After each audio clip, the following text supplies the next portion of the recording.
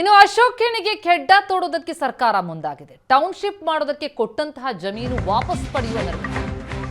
ರೈತರಿಗೆ ಹೆಚ್ಚು ಪರಿಹಾರ ಕೊಡದೆ ಹೋದರೆ ಜಮೀನು ವಾಪಸ್. ಪ್ರತಿ ಎಕರೆಗೆ ರೈತರಿಗೆ 3 ಕೋಟಿ ಹಣ ಕೊಡಬೇಕು.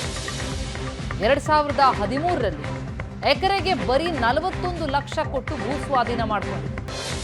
ಆದರೆ ರೈತರಿಗೆ 3 ಕೋಟಿಯಂತೆ ಪರಿಹಾರ ನೀಡಬೇಕು. ಇಲ್ಲದೆ ಹೋದರೆ ಜಮೀನು ವಾಪಸ್ ಅಂತ ನಿರ್ಧರಿಸಿದೆ ಸರ್ಕಾರ.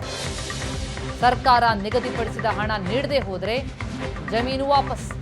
ಬಡ್ಡಿ ಸಮೇತ ರೈತರಿಗೆ ಹಣ ಕೊಡದೆ ಹೋದರೆ ಜಮೀನು ವಾಪಸ್. ಟೌನ್ಶಿಪ್ಗಾಗಿ ಕೊಟ್ಟಂತಹ ಜಾಗವನ್ನ ವಶಪಡಿಸಿಕೊಳ್ಳುವ ತೀರ್ಮಾನಕ್ಕೆ ಬಂದಿದೆ ಸರ್ಕಾರ. ಕ್ಯಾಬಿನೆಟ್ ಉಪಸಮಿತಿಯಲ್ಲಿ ಮಹತ್ವದ ನಿರ್ಧಾರ. ರೈತರಿಗೆ ಕೊಡಬೇಕಾದ ಪರಿಹಾರವನ್ನ ನೀಡದೆ ಹೋದರೆ ಸುಪ್ರೀಂಗೂ ಮನವಿ ಸಲ್ಲಿಸೋದಕ್ಕೆ ಸರ್ಕಾರ ಮುಂದಾಗ್ತಾ ಇದ್ದು, ಸುಪ್ರೀಂ ಕೋರ್ಟ್ಗೆ ಮನವಿ ಮಾಡಿ ಜಮೀನು ವಾಪಸ್ ಪಡೆಯುವ ನಿರ್ಧಾರಕ್ಕೆ ಸರ್ಕಾರ ಬಂದಿದೆ. ಪ್ರತಿ ಎಕರೆಗೆ ರೈತರಿಗೆ 3 ಕೋಟಿ ಹಣ ನೀಡಬೇಕು.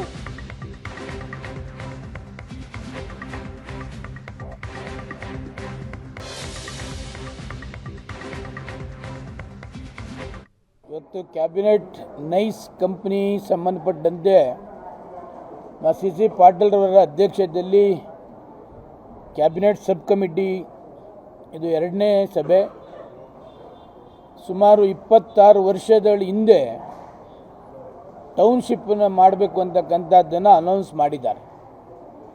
26 ವರ್ಷದ ಹಿಂದೆ ಆದಂಥ ಟೌನ್ಶಿಪ್ಗೆ 1906 ಎಕರೆ, ಸುಮಾರು 9-10 ಹಳ್ಳಿಲಿ ಇದುವರೆಗೂ ಕೂಡ ಫೈನಲೈಸ್ ಆಗಲೇ ಇಲ್ಲ. 2013ರಲ್ಲಿ KEDB ಅವರು ಹೊಸ ಪ್ಲ್ಯಾನನ್ನು, ಹೊಸ ರೇಟನ್ನು ಕೊಡಬೇಕು ಅಂತಕ್ಕಂಥದ್ದನ್ನು ಪ್ಲ್ಯಾನ್ ಮಾಡಿದ್ದಾರೆ. ಸಿಟಿ ಒಳಗಡೆ 1:2, ರೂರಲ್ ಸೈಡಲ್ಲಿ 1:4 ಕೊಡಬೇಕು ಅಂತಕ್ಕಂಥದ್ದು. KEDB ಪ್ರಕಾರನೇ ಇವತ್ತು 3 ಕೋಟಿ ಮೇಲೆ 1 ಎಕರೆಗೆ ಕೊಡಬೇಕು ಅಂತಕ್ಕಂಥದ್ದನ್ನು ಅವರು ಕ್ಯಾಲ್ಕುಲೇಷನ್ ಮಾಡಿರ್ತಕ್ಕಂಥದ್ದು. ಆದರೆ ನೈಸ್ ಕಂಪ್ನಿಯವರು 41 ಲಕ್ಷಕ್ಕೆ ಸೀಮಿತ ಮಾಡಿ ರೈತರಿಗೆ ಅನ್ಯಾಯ ಮಾಡ್ತಕ್ಕಂಥದ್ದನ್ನು ಇವತ್ತು ಸುದೀರ್ಘವಾಗಿ ಸಿ ಪಾಟೀಲ್ರ ನೇತೃತ್ವದಲ್ಲಿ ಚರ್ಚೆ.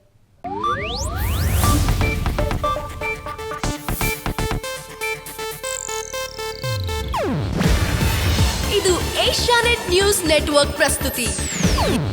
ನೀವು ನೋಡ್ತಿದ್ದೀರಾ ಏಷ್ಯಾನೆಟ್ ಸುವರ್ಣ ನ್ಯೂಸ್.